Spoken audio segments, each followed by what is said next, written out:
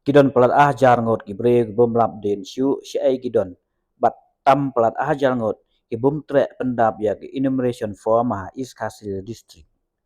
Deputy Commissioner ka East Khasi Hill la pelai pai ba ya ka draft electoral rule ne ka thop kerteng dong thep board jong ki khat nyau tri constituency ki bahap East Khasi Hills. Kat kum kan ni ka draft electoral rule kito ke bom rung kerteng kindang yo lat ban pendap form bat lada kim treh pendap kindu thep board sendon. Kidon ro si phaw ja tam ki ba phet snong ne kan ria jaka khat nyau spa tam ki ba mi ar kerteng